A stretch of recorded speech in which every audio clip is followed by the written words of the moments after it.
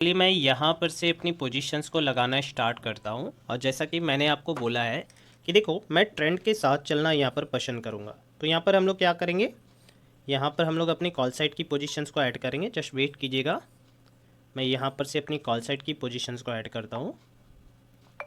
T में भी यहाँ पर हम लोग कॉल साइड की पोजीशंस को ऐड करेंगे। तो चलिए मैंने यहाँ पर से अपनी पोजीशंस को लगा लिया है। मैं आपको समझाता हूँ कि यहाँ पर हमने कॉल साइड की पोजीशंस को क्यों लगाया। जस्ट वेट कीजिएगा, ठीक है। तो यहाँ पर से हमने अपनी कॉल साइड की पोजीशंस को लगा रखा करूँगा, कॉल साइड की पोजीशंस को ऐड करूँगा। साथ में अगर मैं यहाँ पर दिखाने को ट्राई करूँ, अगर मैं चार्ट को पीछे भी दिखाऊँ, तो आप देखोगे जो डाउन साइड में बायर्स बैठा हुआ है उसको आप टारगेट नहीं कर सकते। तो ऐसी कंडीशन में आप यहाँ पर कॉल साइड की पोजीशंस को आइडेंटिफाई करोगे। अभी अगर मैं दिखाने को भी ट्राई करूँ तो यहाँ पर काफ़ी अच्छा हमें प्रॉफिट दिखना स्टार्ट हुआ है। जस्ट वेट करेंगे। निफ्टी भी हमें काफ़ी अच्छा प्रॉफिट दिखा रहा है, प्रॉफिट दिखना स्टार्ट हुआ है। जस्ट वेट करेंगे।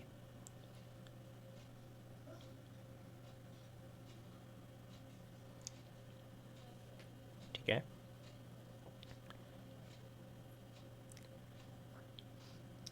तो अगर आप देखोगे तो यहाँ पर आज के दिन हमने बैंक और निफ्टी में, तो बैंक निफ्टी और निफ्टी में कॉल साइड की पोजीशंस को डाल रखा है। साथ में अगर मैं निफ्टी को भी दिखाने को ट्राई करूँ तो निफ्टी भी हमें काफ़ी अच्छा प्रॉफिट आज के दिन देखने को मिला। अब देखोगे, ये जो मैंने आज के दिन पोजीशन डाल रखी है वो चीज़ें मैंने आपको लाइव सेशंस में भी समझाई थी। अभी से 1 घंटा पहले मैंने 8 AM के आसपास लाइव सेशन किया था, जिसमें मैंने आपसे सेम बातें बोली थी कि अगर मार्केट यहाँ पर फ्लैट ओपन होता है तो मैं यहाँ पर ट्रेंड के साथ जाना ज़्यादा पसंद करूँगा। क्यों मैं ऐसा बोलता हूँ, जस्ट मैं आपको समझाता हूँ। जस्ट वेट कीजिएगा। ओके, तो अगर मैं यहाँ पर दिखाऊँ तो 150 पॉइंट्स के आसपास का मार्केट आपको चलता हुआ दिख रहा है। ओके, ठीक है, जस्ट वेट करेंगे। ठीक है, देखो अगर आप देखोगे लगभग हमें अपना टारगेट दिख चुका था, मगर यहाँ पर क्या है, आप ऐसी कंडीशन में ऐसी कैंडल्स पे बुक नहीं कर सकते। ठीक है, जस्ट वेट करेंगे, चलने देते हैं मार्केट को। देखो अगर मैं यहाँ पर आपको क्लियर समझाने को ट्राई करूँ, यहाँ पर हमने पुट साइड की पोजीशन क्यों नहीं बनाई, तो आप देखोगे तो आप ये बात समझ पाओगे कि मार्केट में ये जो बाई करके डाउन में गए हैं लोग, वो काफ़ी अच्छे प्रॉफिट में बैठे हुए हैं। फिर आप यहाँ पर बैठ करके इनको टारगेट तो आप बिल्कुल भी नहीं कर सकते। साथ में देखोगे अगर किसी ने 500 के आसपास यहाँ पर बाई भी किया है तो मार्केट क्या कर रहा है, बार बार रीटेस्ट करके उनको निकाल भी रहा है, साथ में मार्केट साइडवेज भी है। और जब भी मार्केट इस तरीके की कंडीशंस में होता है, मार्केट एक तरफा भागता है, तो लोग बायर्स भी यहाँ पर हाथ लगाने को डरते हैं, क्योंकि उनको भी लगता है कि मार्केट यहाँ से गिर जाएगा, उनको लगता है मार्केट यहाँ से गिर जाएगा। तो ऐसी कंडीशन में वो ज़्यादा क्वांटिटी लेकर के नहीं जाते। तो एक्चुअल में बात यह है, जो डाउन साइड में बायर्स हैं वो काफ़ी अच्छे प्रॉफिट में बैठा हुआ है। 500 के ऊपर उतना ज़्यादा लोग काम नहीं करके गए हैं, तो फिर यहाँ पर आपको देखने को मिला इस तरीके का मूव। जस्ट वेट कर रहे हैं। ओके, ये जितनी भी चीज़ें मैं आपको दिखाता हूँ ये एजुकेशनल पर्पज़ के लिए दिखाता हूँ। आप एज ए टिप्स कभी भी कंसीडर मत करो। क्यों नहीं करना है, क्योंकि आप इस सेटअप के अकॉर्डिंग अभी काम नहीं कर पाओगे, क्योंकि ये 1:1 का सेटअप है। एक बार 150 पॉइंट का एसएल दोगे, आपका कैपिटल जीरो हो जाएगी, वाइप आउट हो जाएगा, आपका पूरा विश्वास टूट जाएगा। तो दूसरे का कभी भी कॉपी मत करो अपने सेट कि मैं एक लॉट से आज 10,000 बना लूँगा, 1 लाख बना लूँगा। ना तो ये भी सोचना है कि चलो 1 लॉट का पैसा है तो मैं उसे जीरो कर देता हूँ, ऐसा बिल्कुल भी नहीं करना है। ठीक है, लॉट के फिक्स रखने के पीछे का रीज़न मेरे को यूट्यूब पर भी बहुत सारे कमेंट्स आए थे कि सर ऐसा क्यों बोलते हो। तो इसके पीछे एक काफ़ी अच्छा रीज़न है कि मैंने देखा है कि लोग एक क्वांटिटी से काम करेंगे, प्रॉफिटेबल होंगे। ठीक है, फिर वो क्या करेंगे, 2 बढ़ा देंगे, उसमें भी चलो प्रॉफिट हो गया। ठीक है, अब उन्होंने क्या किया, 2 से 4 कर लिया, चलो उसमें भी आप प्रॉफिटेबल हो गए।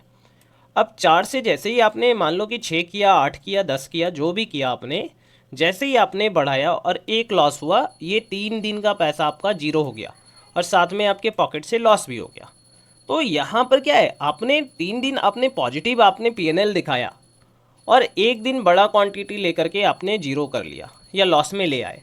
तो यहाँ पर ये चीज़ें नहीं होनी चाहिए। स्टार्टिंग में आपका कॉन्फिडेंट बिल्ड होना चाहिए, आपका सेटअप बिल्ड होना चाहिए कि हाँ मेरा सेटअप काम करता है। ये बात आप समझो। आपने अगर सेटअप भी सही बना लिया है, अगर आपने कॉन्फिडेंस ही नहीं बिल्ड किया है, तो वहाँ पर फिर से सेटअप फेल होना स्टार्ट होगा, क्योंकि ये पूरा सेक्शन ही माइंड गेम का है। अगर आपके माइंड प्रिपेयर नहीं है आप शरीर से विकलांग हो तो चलेगा, मगर माइंड से अगर आप विकलांग हो तो नहीं चलेगा। ये बात मेरी ध्यान से समझना। ट्रेडिंग में अगर आप शरीर से विकलांग हो, आपके हाथ टूटे हुए हैं, पैर टूटे हुए हैं, सर फूटा हुआ है, चल जाएगा। मगर आप अगर माइंड से ही विकलांग हो तो फिर मैं क्या, भगवान भी बैठ जाए तो फिर वो आपको कुछ भी नहीं कर सकते। इसीलिए मैं इनिशियल फेज में बोलता हूँ, जब आप लर्न कर रहे होते हो तो आप अपना एक सेटअप बिल्ड कर रहे होते हो, अपनी नॉलेज को बढ़ा रहे होते हो, अपना कॉन्फिडेंस को ला रहे होते हो, डिसिप्लिन बिल्ड कर रहे होते हो। तो ऐसी कंडीशन में क्या है, आपको स्टेबल रहना पड़ेगा। स्टेबल रहने के लिए आपको क्वांटिटी फिक्स करनी पड़ेगी, उस क्वांटिटी पर प्रॉफिट फिक्स करना पड़ेगा, उस क्वांटिटी पर लॉस फिक्स करना पड़ेगा। तब जा करके आप इन सब चीज़ों में मास्टरी कर पाओगे। उसके बाद आप बढ़ाओ ना, कितना बढ़ाना है, आपके पास कितना कैपिटल है, ये मार्केट आपको खाने के लिए बैठी हुई है। आप अगर 1 करोड़ भी डेली का डालो ना तो कुछ भी यहाँ हिलने वाला नहीं है। समझो मेरी बात। तो फिर पैसों पर मत जाओ, अपने सेटअप को देखो, अपने माइंडसेट को देखो।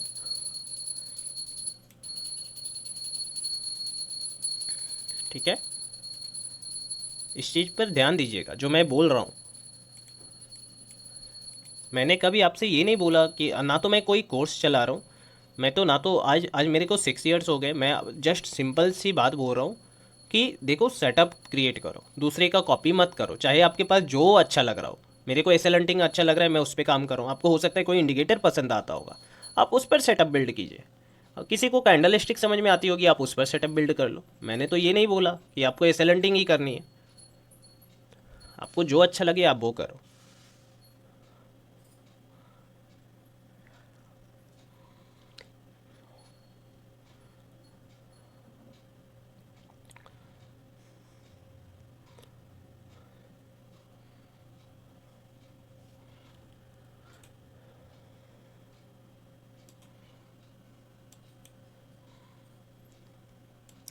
ये मार्केट में मगर जो प्रॉफिट होता वो यहाँ पर फिक्स ही होना चाहिए, क्योंकि ये मार्केट ना आपको थोड़ा फंसा सकती है। कैसा, मैं आपको बताता हूँ।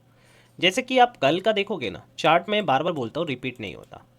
कल आप क्या देखोगे, तो कल यहाँ पर आपने देखा होगा कि मार्केट सेम ओपनिंग दिखाता है, क्लोजिंग प्राइस के ऊपर फ्लैट, और मार्केट एक तरफा भागता है। क्या आज के दिन भी आपको ऐसा देखने को मिलेगा? ये मुमकिन नहीं है। दूसरी बात, मार्केट आप देखोगे एक साइकोलॉजिकल नंबर का सपोर्ट लगा रहा है जो 500 का है। अगर मैं यहाँ पर दिखाऊँ 59,500 का psychological number with closing price का सपोर्ट, ये दोनों ही किलर कॉम्बिनेशन है। इस बात को आप ध्यान में रखिए, ये दोनों ही किलर कॉम्बिनेशन है जो कि मार्केट को डाउन लाने में काफ़ी हेल्प कर सकता है। ठीक है, इस बात को आप ध्यान में रखिएगा। जो मैं आपको बोल रहा हूँ, आप यहाँ से बहुत ज़्यादा ऊपर के लिए नहीं देख पाओगे। ठीक है, यहाँ से बहुत ज़्यादा ऊपर के लिए नहीं देख पाओगे। अगर मैं यहाँ पर कॉल साइड की पोजीशन नहीं बनाया होता तो मैं यहाँ पर एक पुट साइड की पोजीशंस को फाइंड आउट कर रहा होता। मेरी बात समझे, मैं जो समझा रहा हूँ, मैं ये नहीं बोल रहा हूँ कि जाकर के पुट में इन्वेस्ट करो, मैं ये बोल रहा हूँ कि सिर्फ चार्ट की लर्निंग को देखो।